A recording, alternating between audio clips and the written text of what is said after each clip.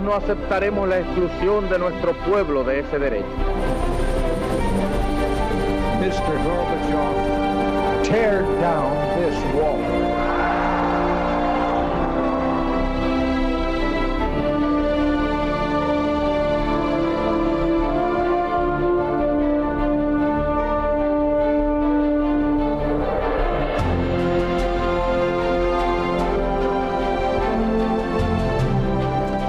Buenas noches, señoras, caballeros, bienvenidos a Tiempos Modernos. Entre 1897 y 1921, en España, asesinaron a 3 presidentes del gobierno, del Consejo de Ministros, como se llamaba entonces: Cánovas, Canalejas y Dato.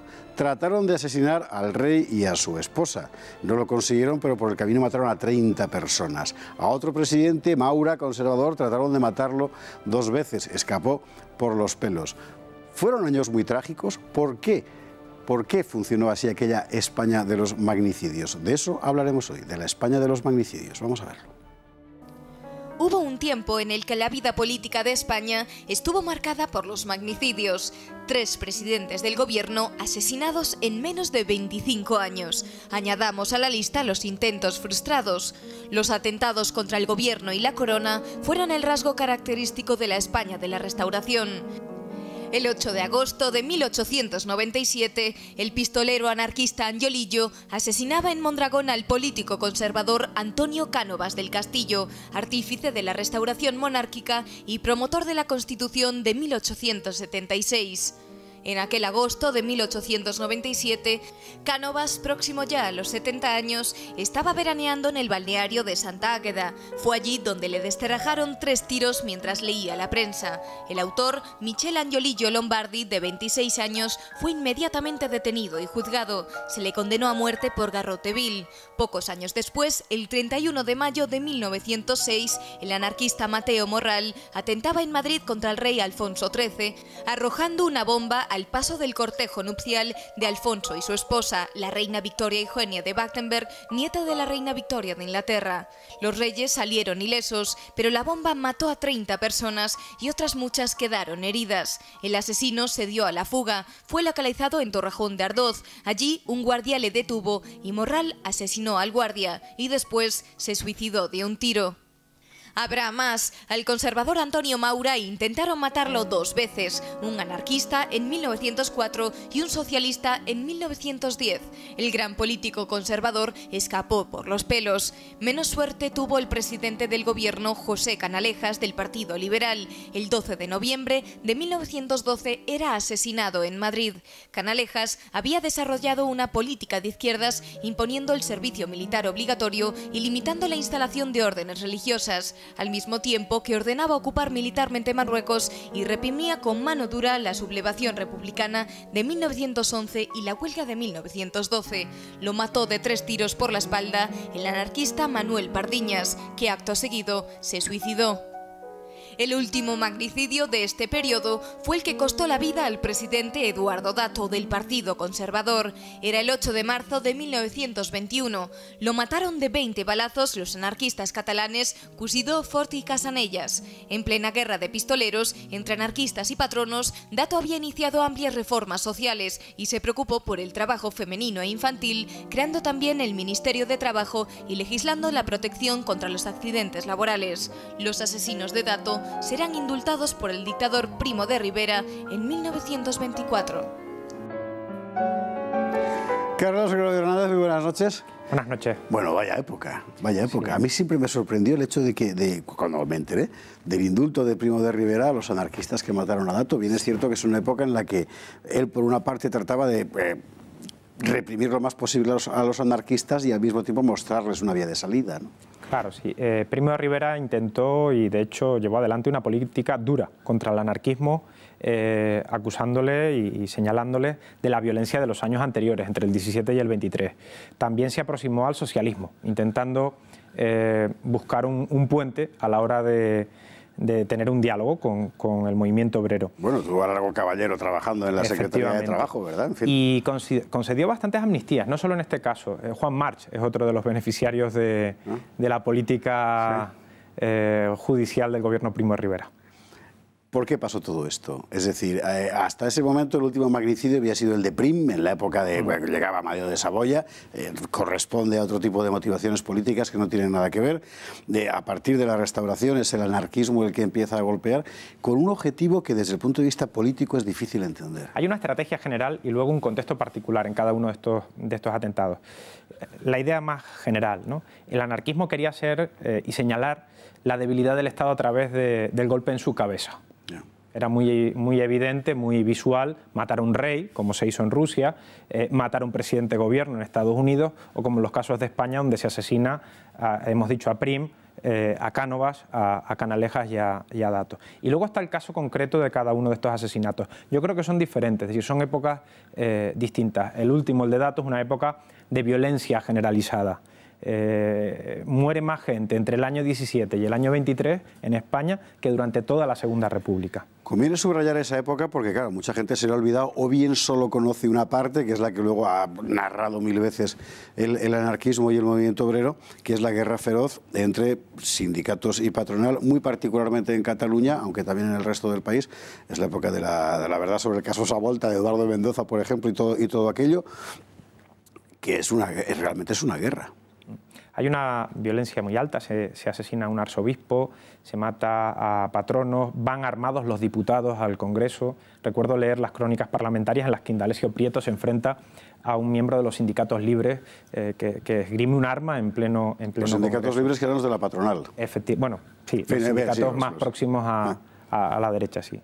Y luego también hay un montón de muertos de estos sindicatos, no solamente en esa línea, también tenemos conflicto entre el socialismo y el anarquismo, que son, el anarquismo era más poderoso a nivel humano que el socialismo todavía en esa España.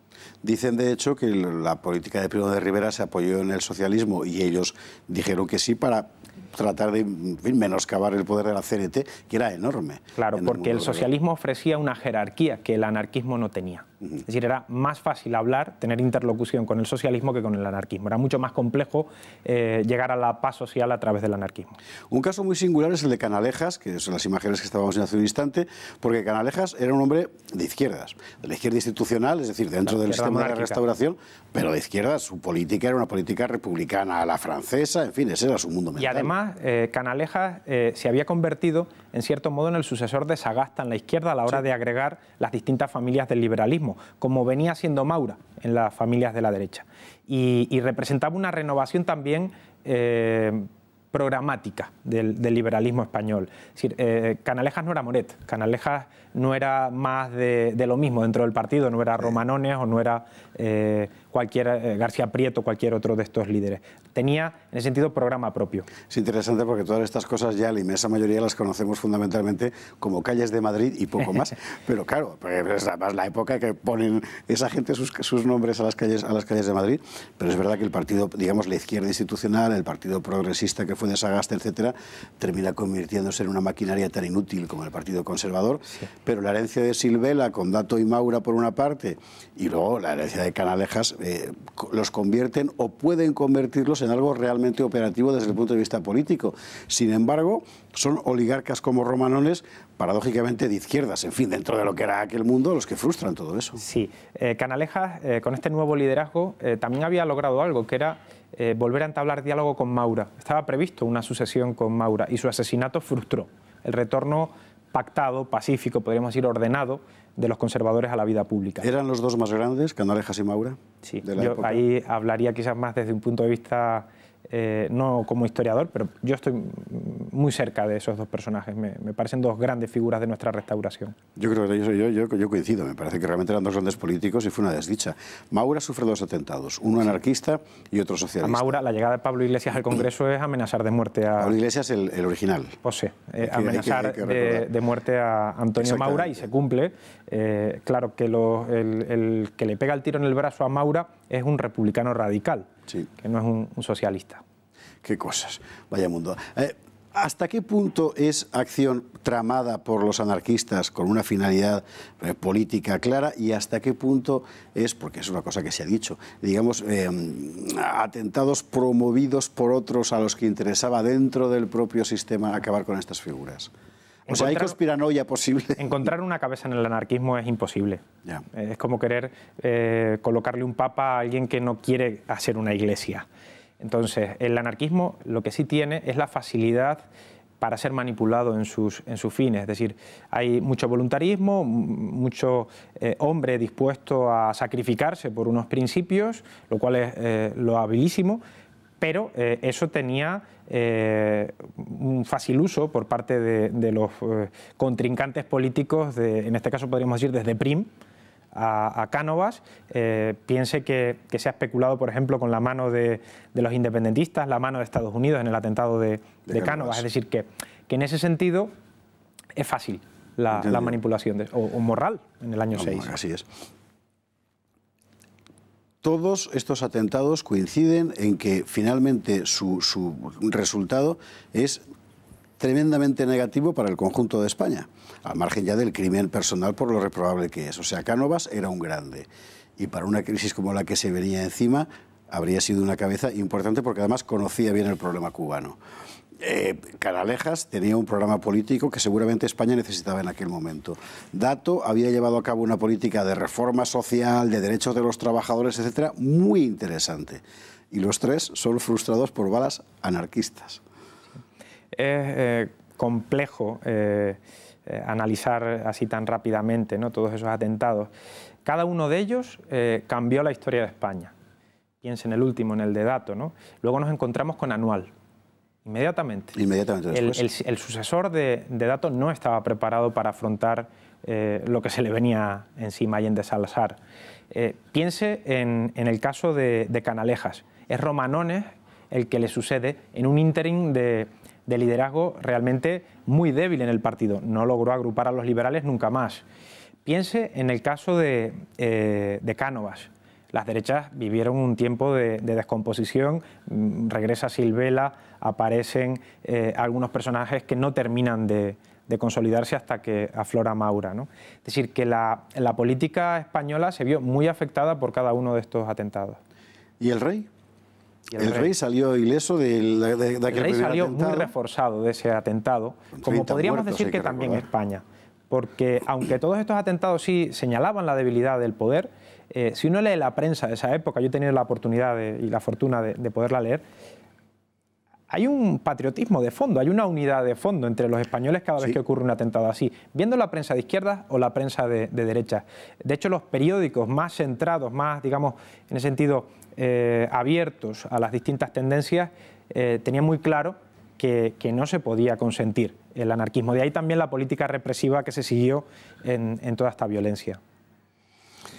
Y en general con el apoyo casi unánime de la población, hay que decirlo, respecto a fundamentalmente al terrorismo de la CNT. Bueno, esto era la España de nuestros bisabuelos, la España de los magnicidios, la España de la Restauración. ¿Podría haber durado más o era inevitable que llegara un espadón como Primo de Rivera? Era muy difícil que no llegara. Ya lo intentó Aguilera, ya lo habían planteado otros militares, Weyler, que había que ir a una solución militar. Lo había planteado Ortega y Gasset, una de las cumbres intelectuales de ese tiempo. Lo había planteado Maestu, en otra línea. Lo habían planteado muchos personajes. Pues de ellos hablaremos otro día, porque hoy se nos ha acabado el tiempo. Carlos Gregorio Hernández, muchísimas gracias, como siempre, por estar con nosotros. Y a ustedes, muchas gracias, muy buenas noches.